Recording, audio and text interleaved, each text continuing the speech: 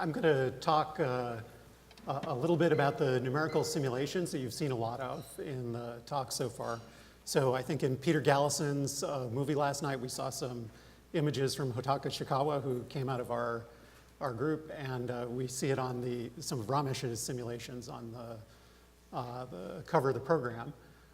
We need these simulations to help us understand what Event Horizon Telescope is going to see. I think they help us understand which accretion solutions are sort of attractors. They help us understand what the polarization data means. And so the question I'm going to try and answer is how much of the numerical simulations one should believe from my experience in doing this for a while. And I'm going to talk about work that's done with many people, including current students. Ben Ryan has just finished. George Wong is one of our up-and-coming people working on pair production around black holes. Ben Prather is our performance specialist in numerical simulations. So let me start with an image or a movie that's meant to show the supermassive black hole in the galactic center. And I'll spend a little time on this and try and explain what you're seeing. The colors here show the logarithm of the 1.3 millimeter surface brightness. So this is the band that EHT is currently observing in. What you're really seeing is radiation from electrons with a Lorentz factor of around 10 that are moving in an approximately 30 Gauss magnetic field that's orbiting the black hole. And the plasma around the black hole is at a temperature of around 10 to the 10 Kelvin. And it's arranged in a thick donut or bagel shape orbiting the black hole. It's an Einstein bagel. We're seeing it nearly edge on. So on this side, the orbiting plasma is approaching us, and on this side, it's receding from us. So one consequence of that is that the flow is brighter on the approaching side due to Doppler boosting, and fainter on the receding side due to Doppler dimming.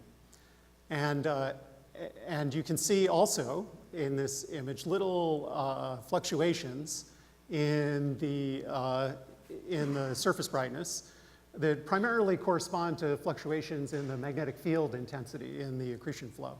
So the field is embedded in the plasma, and it's advected with the plasma as it orbits the black hole. And there are small structures in that accretion flow that orbit around. So they start off here on the right, and then they come around in front of the hole because we're seeing this flow nearly edge on. And then they recede around the right side there and go over the top and under the bottom because we can see over the hole and under the hole due to gravitational lensing. All right, so let me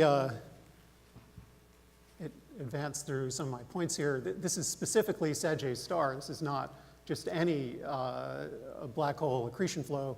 This is at the very low end of black hole accretion rates. So this is a 4 million solar mass black hole accreting at 10 to the minus 9 solar masses per year. In this particular model, we have used the Kerr metric. So this is underlying this is a fluid flow model, a numerical fluid flow model.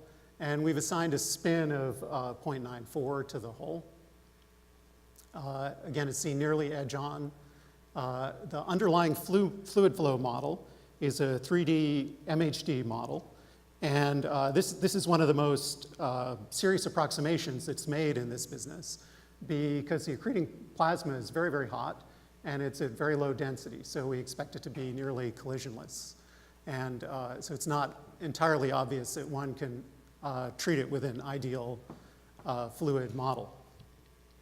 All right, another point to understand is that we see this intense ring of plasma here in part because the density and the temperature and the magnetic field strength all increase toward the event horizon.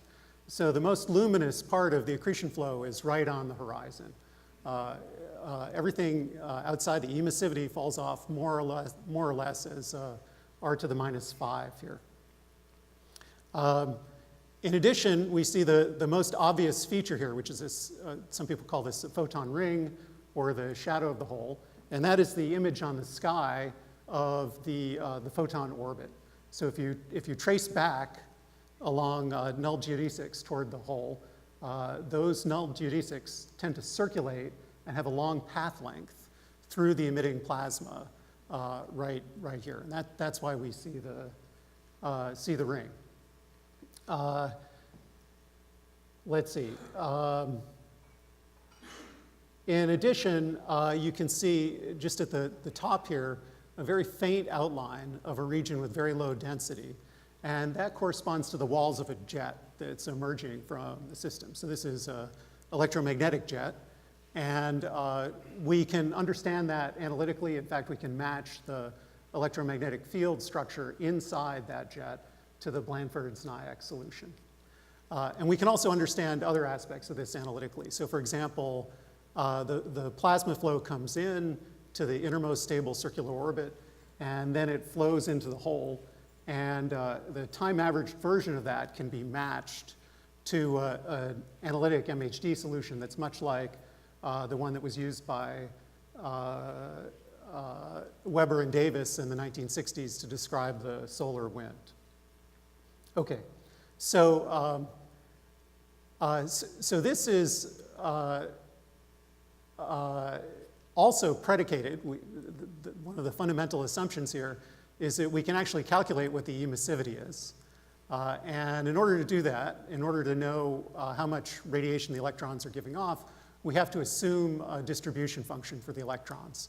And in this case, we've assumed a thermal distribution function. And in particular, we assume that the ratio of the proton temperature, which is what we calculate in the simulation, to the electron temperature is 3 everywhere. And this is a very naive model for the electron distribution function, as I'll say more about in a little bit. Okay, so again, the ingredients here are an underlying fluid model, a computational MHD model, and then a ray tracing model that allows us to calculate what the emergent radiation is. And nowadays, we can do a lot with this. We've been sort of collecting tools for a while now. We can calculate images. We can calculate polarized images, full Stokes. And we can calculate spectra from these systems for an arbitrary distribution function.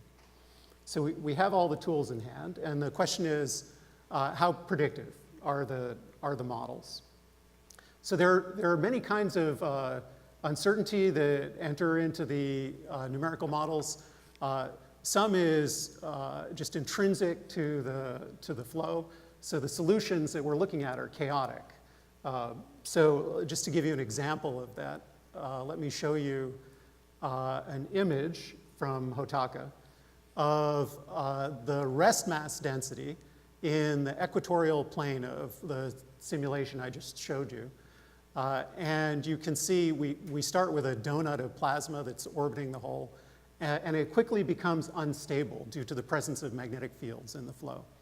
And because it's unstable, and then there's a transition to turbulence, the solution is chaotic. So if we change the initial conditions slightly, we would get a flow that looked quite different in detail, but in a statistical sense was very similar to the flow you see here.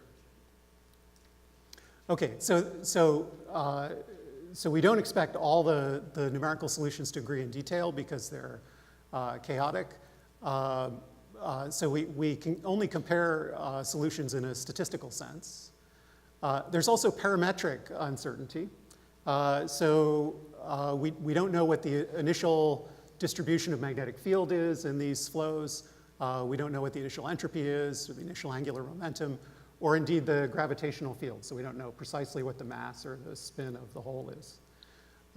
So I think there's going to be progress on this. There's work by Sean Ressler, who's a student of Elliott Quadirt's at Berkeley, looking at the feeding of the black hole in the center of our galaxy. And it's believed that most of the mass that winds up on the hole originates in stars that are orbiting the black hole. So these are the stars that Andreas showed us in the last talk. And in this model, Sean has simulated the outflow of mass from these stars. Some of them have very strong stellar winds. And the velocity of the stellar winds is comparable to the orbital velocity. So let's see if I can get that to go again. One produces a flow here which cannot yet be integrated all the way down to the event horizon, but which I think will ultimately constrain the initial conditions, the initial magnetic field, and so on for the flow onto the black hole.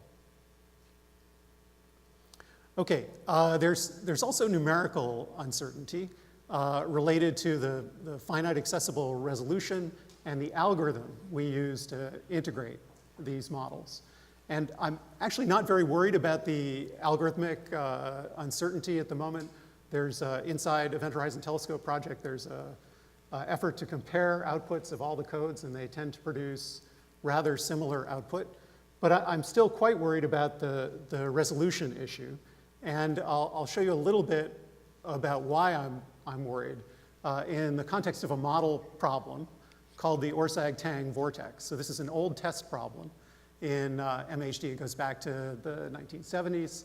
And this is the first thing people do when they write a new MHD code, is set up an Orszag-Tang vortex and integrate it.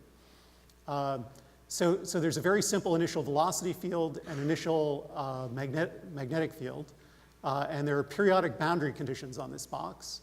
And the flow is designed to produce a current sheet in the middle of the box. So it's going to extend right across the center here, and then it'll break up due to the presence of dissipation. So I'm going to show you several integrations of this, starting with an extremely low resolution model, 16 by 16, and then stepping up by factors of 2 in resolution. So you can begin to see the current sheet forming there, and then it breaks up and forms MHD turbulence. Now we're at 64 by 64, and this is the kind of resolution that was accessible to us up until maybe 10 years ago. And again, you can see the formation of a current sheet in the middle. You can also see these propagating currents. Those are alphanic discontinuities, kinks in the magnetic field that propagate across the solution. Okay, now we can begin to see the current sheet forming there, and it breaks up through what's called a plasmoid instability into little vortices. And the number and size of these vortices change as the resolution increases. So now we make one big vortex in the middle in this region where reconnection occurs. Okay, so we can drive this up. This is 1024, and you can see there's a reconnection sheet there. We're looking at the current, I should have said. And you'll see that material is being ejected along the current sheet there in this simulation. Now it looks quite different from what it did at a resolution of 32 squared. And now we're up to 8192, and this is as high as I was willing to go. All right, so the point is that there are qualitative changes in the solution as we increase the resolution, and there's more and more structure in this current sheet as we increase the resolution. So that's the pessimistic side of this. The optimistic side is that if you calculate a spectrum of this box in the same way as we do for Sagittarius A star, you get exactly the same answer at all resolutions. And I think that would be true even for a polarized calculation.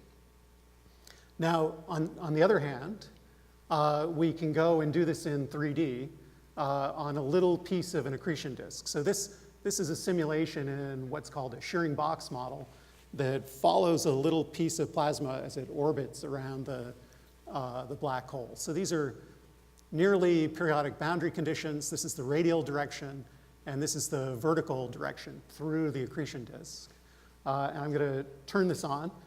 This is one of the highest resolution simulations ever done.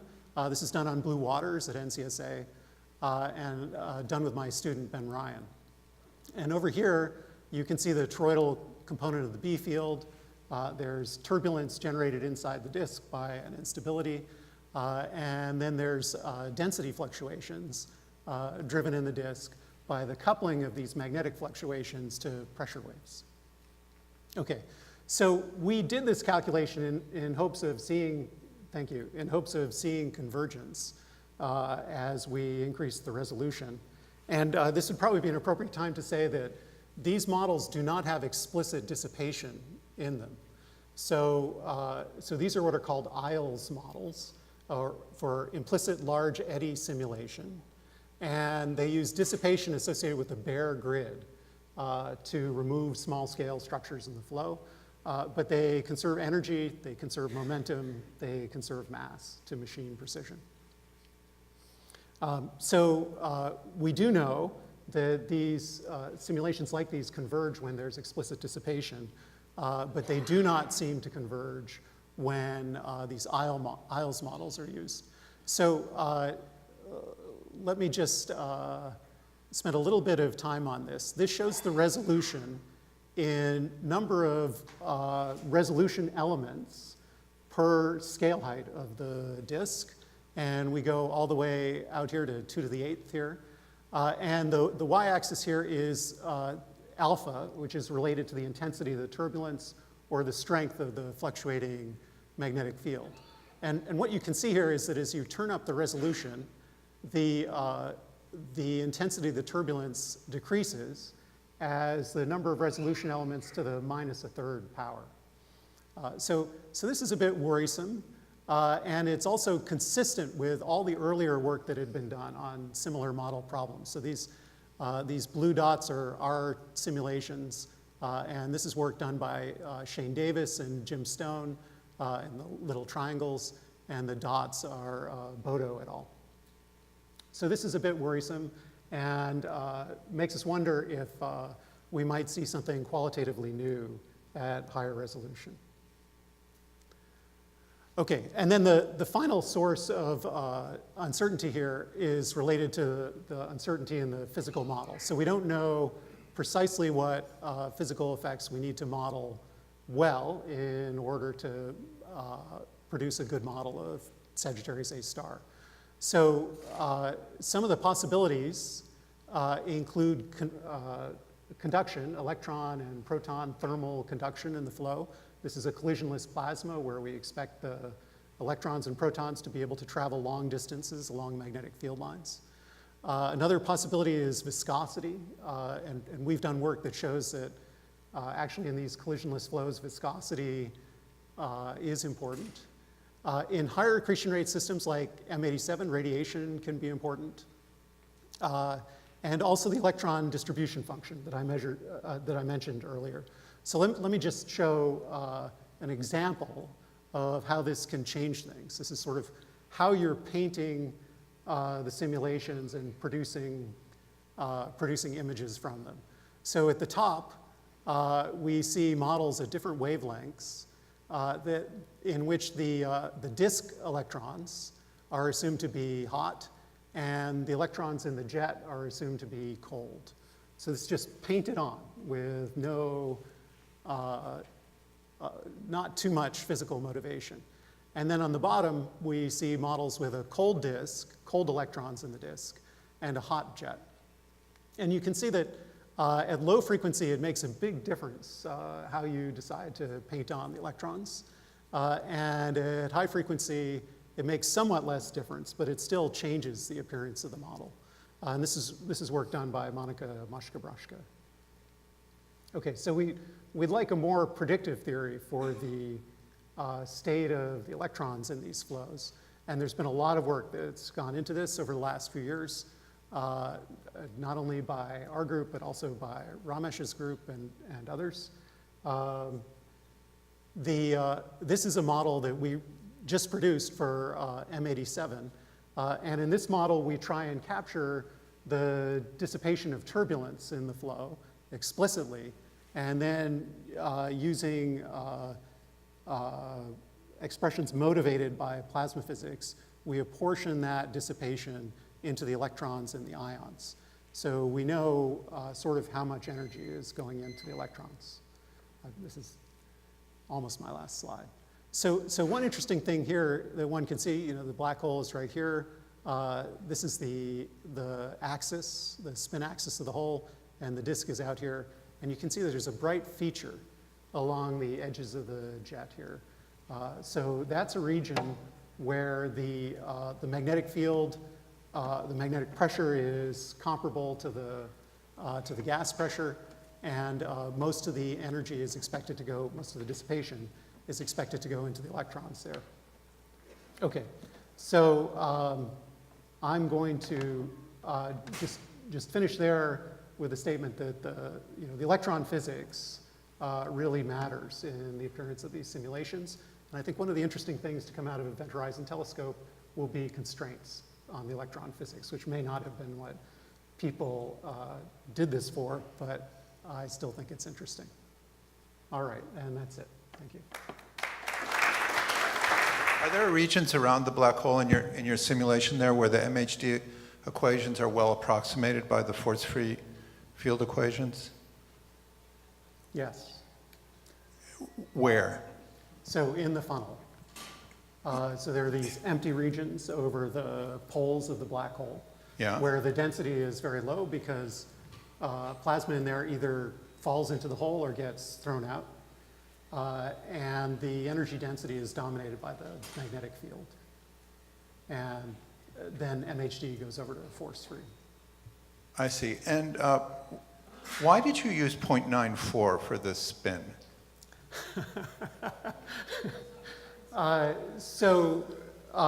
There is a physical reason, and I want to press this a little bit because I know people are claiming to see holes with very high spin. The old Bardeen model gets you to spin 1 in finite time with accretion.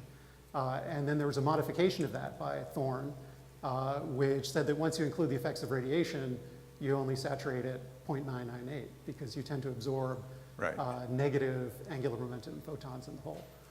So then if you go and do an MHD solution, it turns out that the magnetic fields tend to remove angular momentum from the plasma as it's sinking into the hole.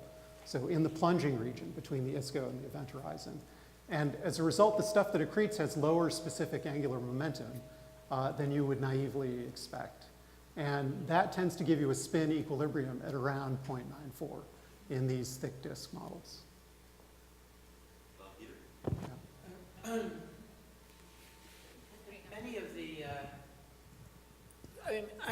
Many of the simulations run with this ratio of 3 between the temperature of the protons and the electrons. And you also have a lot of experience with full-on MHD GR in other contexts. And I was wondering what happens when you vary that 3 to another number and keep it homogeneous, but not full MHD?